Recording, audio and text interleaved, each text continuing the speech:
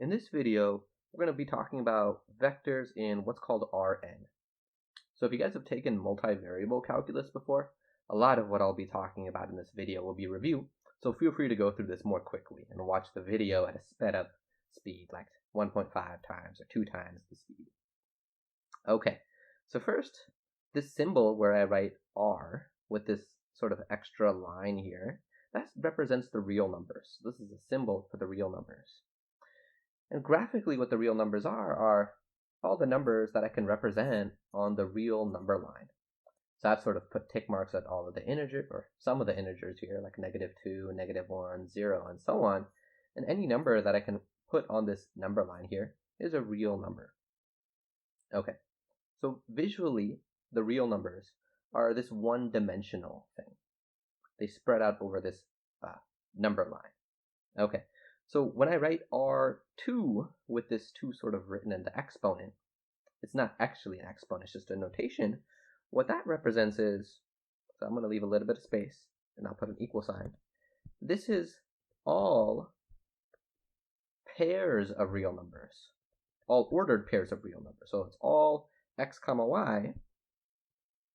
I'm going to put an abbreviation, s dot t dot, so that stands for such that.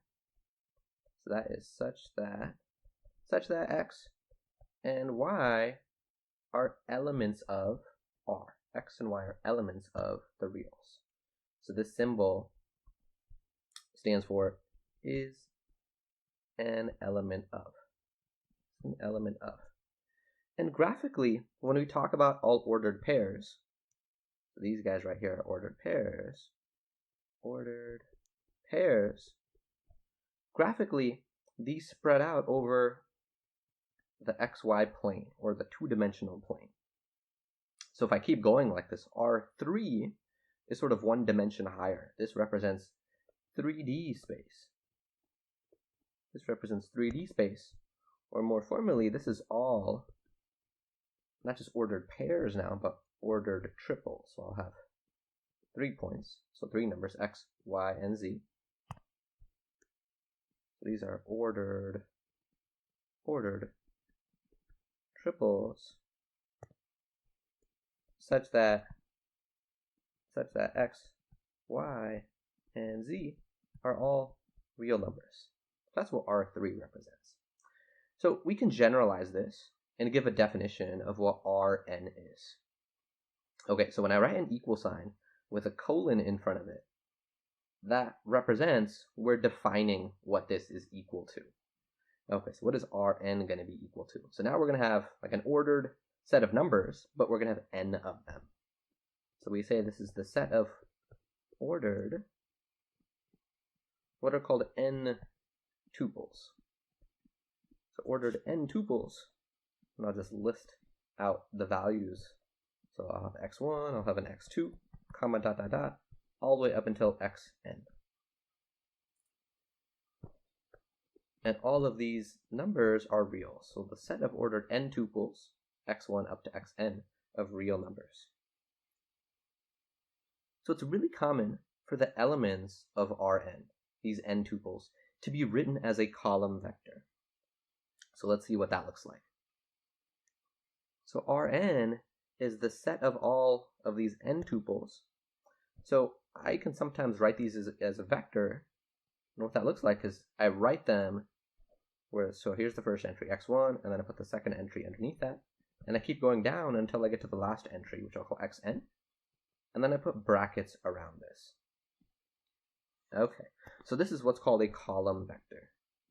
So this is a column vector. Or sometimes just for short, we just call it a vector. So this is a vector where x1, comma dot dot dot, up till xn are real numbers. So a vector represents sort of like a list of these n numbers here. So our n numbers here. But we put them, in this vertical notation where the first number is written at the top, x1, the last number is written at the bottom, xn, and we call this thing a vector. All right, so finally, I want to introduce a little bit of notation before we start talking about some properties of vectors. So to notate this column vector, x1 all the way up until xn, which is an element of Rn. What we'll say for short is we'll write x and we'll put an arrow on top of it. So when we see a variable written and there's an arrow on top of it, that arrow represents the fact that, oh, this variable is a vector. Okay, so for example, the 0 vector. So when we write 0 with this arrow on top, that represents what's called a 0 vector. That's the vector where all of the entries are 0. So each of these numbers here, the first number, the second number, all the way to the last number, these are called entries. These are called the entries of the vector. So next, let's talk about how do we do things like adding vectors and subtracting vectors and multiplying a vector by a number. Okay, so adding and subtracting vectors. And what's called scaling vectors works kind of like how we'd expect it to. So here's the definition. So if x is a vector and the entries of it are x1 all the way down until xn, and y is a vector whose entries are y1 all the way down until yn, and these are both vectors in Rn, so that just means that there are n entries. So this n represents how many entries there are in my vector. And c is a real number. So when we add two vectors, notice I'm using this defined to be equal to symbol. That's the colon in front of the equal sign means, oh, it's defined to be equal as, but defined to be equal to. So to add two vectors, what you do is you sort of add the entries in the order that we'd expect. So the first entry in x plus y is, well, I take the first entry of x, x1, and the first entry of y, y1, and I add them together. And I keep doing that down the column. So then next I would add the second entries together. That would be x2 plus y2, all the way down until I get to xn plus yn. If I'm subtracting two vectors, I do the same thing, except I subtract the entries from one another. So I would do x1 minus y1, all the way down until xn minus yn. I'm also allowed to multiply a vector by a real number, by a constant. So sometimes this number c is what's called a scalar. So a constant is sometimes referred to as a scalar. So c is a constant, which is also called a scalar. All right, and when I multiply a vector by a number in front, what happens is, and actually it doesn't really matter if I put it in front, the c, or if I put it after the vector, it means the same thing. I just multiply each of the entries of the vector by c. So notice there's a c here times the x1, all the way down until having a c times the xn. So when I multiply a scalar times a vector, I get a vector. So what we've done here is we've sort of scaled x by a factor of c. I've multiplied x by a factor of c. Okay, so next let's look at an example where we do this in practice, where we add some vectors together and where we scale them. Okay, so here's the example. Example 1. Let x be this vector 2, 1, and y is the vector 1, 3. So these vectors are in R what? Are they in R4, in R, in R2? So these are in R2 because each of these vectors has two entries in it. So they live in R2, in the two-dimensional plane. And I want to draw x, y, and the vector x plus y in the xy plane. Okay, so when we draw vectors, the convention, the convention is to start the vector, so to put the tip of the vector at the origin. Maybe I shouldn't say the tip of the vector. I should say like sort of the initial starting point of the vector. Okay, so for example, if I want to draw the vector 2, 1. Okay, so 2, 1 corresponds to when x is 2 and y is 1. So that's going to be where the vector sort of ends. And the convention is to start drawing the vector at the origin. So I start it at the origin, and then I draw a line towards where that point is, 2, 1. And then I put an arrow there. So the arrow there symbolizes the fact that, oh, this is a vector. So this vector is going sort of 2 steps in the x direction and one step up in the y direction. That's the vector x. Okay, so next let's draw the vector y. So y goes one step in the x direction and then 3 steps in the y direction. So its endpoint is going to be here. So there's the vector y. And now let's add these vectors together first as just numbers, and then we'll draw it.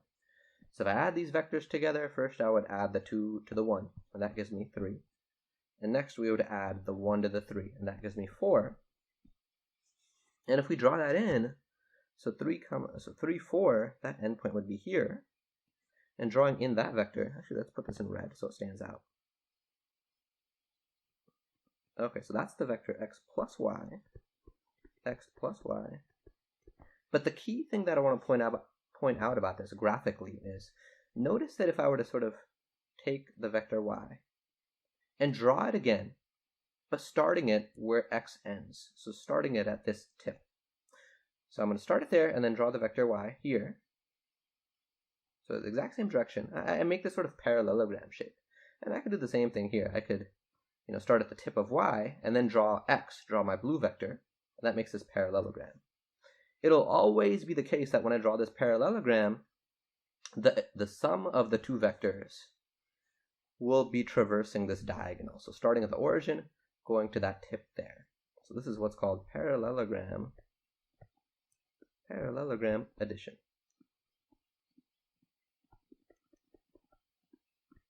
Okay, so graphically, that's how I can visualize what it means to add two vectors. I sort of make this parallelogram, and then I draw in that diagonal, and graphically, that's what the sum of two vectors is.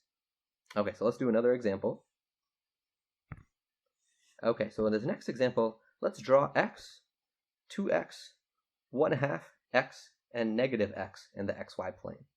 Okay, so the first vector let's draw is x. So it's the same x that I had here. So 2, 1. So 2, 1 is this vector. So that is x right there. Okay, so what would 2 times x be? So 2 times x is going to scale this vector, and it's going to make it twice as long. So if it's twice as long, that's going to look like this. So that is 2x right there. So it made it twice as long. What about 1/2 x? Let's put this in a different color. So 1/2 x would be half as long as x was. That's going to be just this far. That green vector is 1/2 x. And there's one more vector that I want to draw, which is negative x. So let's draw that in red. So when I scale by a negative number, it reverses the direction my original vector is in. So x was it? No, 2, 1, I believe. 2, 1. So negative x would multiply each of those entries by a -1, and I would get -2, -1, and that's going to reverse the direction of the vector. That would end up going this way, the opposite direction, -x. But I haven't scaled it by a number, like this isn't -3x or -1/4 x, so the length of x, my vector hasn't changed when I drew -x. Okay, so I want to end this video by just stating a few basic properties about vectors, which, we would kind of expect to be true. So vectors in Rn satisfy some basic properties of arithmetic. For example, this first property says that, if you add 3 vectors together, when you do that by first adding u and v, the first 2 vectors together, that's the same thing as instead adding the v and w, so adding the second and third vectors together, and then adding the first one. So this is what's called the associative property. And the same property holds for just numbers, real numbers. So if you add the 0 vector to a vector, you just get that vector back, that same vector. Okay, and then, the textbook has a complete list of these properties. I've just listed 4 of them. So the other 2 that I've listed are, if you multiply a vector by the number 0, you get the 0 vector. And the last property I've listed is, if you add 2 vectors and then you multiply that by a number, so if you scale it, distribution applies. So you can multiply that scalar times the u and multiply the scalar times the v. So one thing that we'll see much later in the class, in chapter 6, is there isn't a way for us to multiply vectors together yet. There is a version of that called the dot product, but we'll talk about that in chapter 6.